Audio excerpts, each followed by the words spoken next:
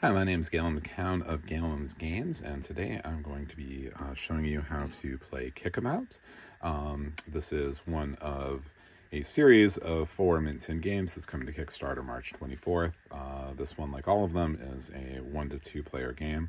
And this one is a football/soccer game, and it's a really easy teach and play. So let me take you through it. Setup wise, at the start of the game, each player is going to get their own set. There's blue and yellow ones of your 1 through 5 cards and your shoot save card. We've got some advanced action cards to the side. I'll talk about those at the end. So each player gets that set, and then you take your corresponding dice. So blue player gets blue dice, yellow player gets the yellow dice. We put our score trackers off to the side. And we have this little possession token here, okay? So once we have our cards, you keep them in your hand, you shuffle them up so, the other player doesn't know which one's your 1, which one's your 2, etc. This guy gets tossed, and whichever side it lands on, the possession token always shows, which player is the attacker. The other player is obviously automatically the defender. So the way this game works is you're going to be, from your hand, you're going to be picking one of your cards. We're going to leave this one to the side for a minute, but let's just say the number of cards. You're going to place down one of your cards face down, and then both players are going to reveal at the same time. So both the defender and the attacker, right now yellow is the attacker, blue is defending, we would each place, a face down card, and then we would reveal them at the same time. So what happens now is if it was a match, so if blue had played their number 2, they stole it.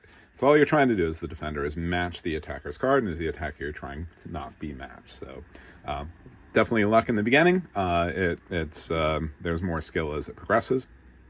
Or you just, you know your opponent, and you try to read them. Yeah, you always start with the 1, you always start with the 2. So if they had matched, we would flip the possession token. Let me just give the right example there. So if I had played the 1, we would flip the possession token. Now it's blue's. I would pick up all my cards, and now blue has the ball as the attacker, and their 1 would stay out because they have the ball.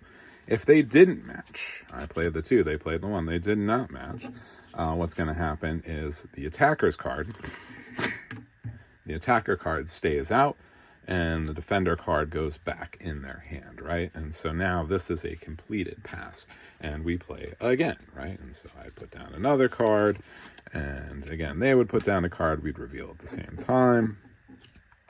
And again, if they ever match the card, they would take possession, and whichever was the card that matched would stay out. The rest would go back in their hand, and I'd collect mine. Now, at some point, as I'm playing, if I don't get caught out, and I manage to, I'm ready to take a shot, I can play my shoot save card. So at the point that I reveal this is what happens. The number of cards that you played is the number of passes you have made, and that equals the number of dice you'll roll when you're taking a shot on goal, right? So I have 3 dice to roll right now.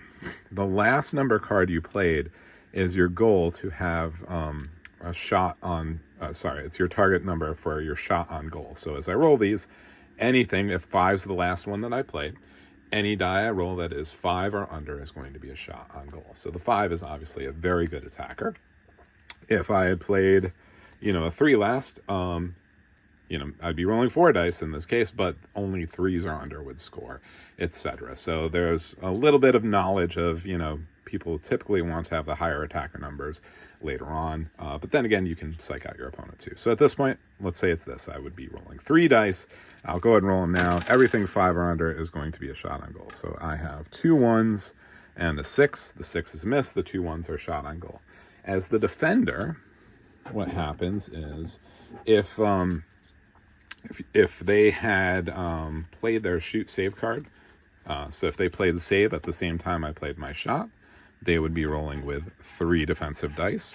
If they didn't, they'd be rolling with 2. And if they played it early, like against my 5 when I wasn't shooting, it would be out of their hand, and they would only roll 1. Okay, so let's say they're going for the save. They're going to roll all 3. The defender rolls the number of dice that they have, and if they roll any number that matches, so if they had rolled a 1, their 1 would block both my 1s. If they rolled a 6, they could assign it to any 1 die to block it, but they didn't do either of those things, so we would say, goal, right? And yellow would score.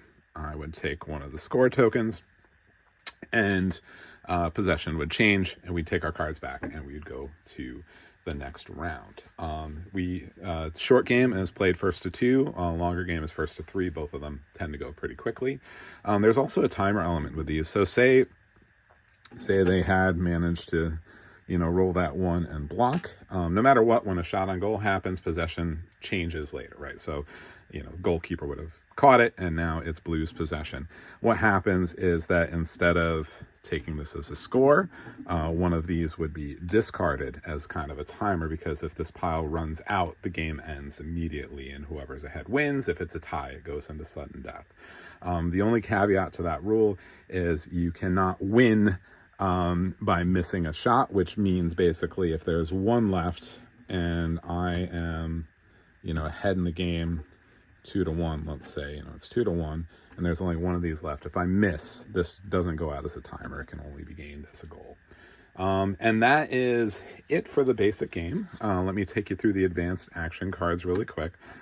So each player has a set of these 4 advanced action cards, and you can play with these if you wish. And what happens with these guys, so you got Keep a Rush, Trick Pass, Bicycle Kick, and Slide Tackle.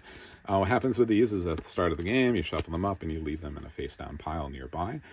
When a goal is scored on you, you pick one up and you add it to your hand. And now you can see it has the same backs as the other cards, so your opponent doesn't know which one it is. But now, during your turn, you can play this instead of one of your other cards as the face-down ones that you reveal. And they each do something slightly different.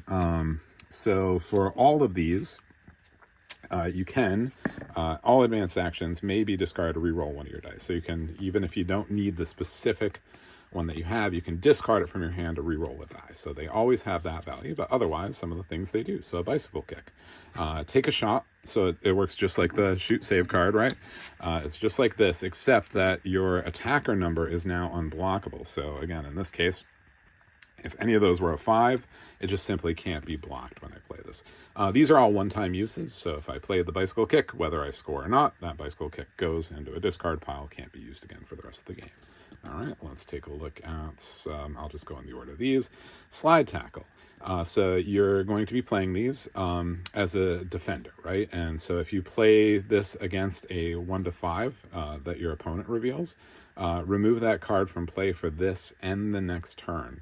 And you also toss the possession token, which means that basically your slide tackle may be able to get you the ball back as well. So that's what that one does.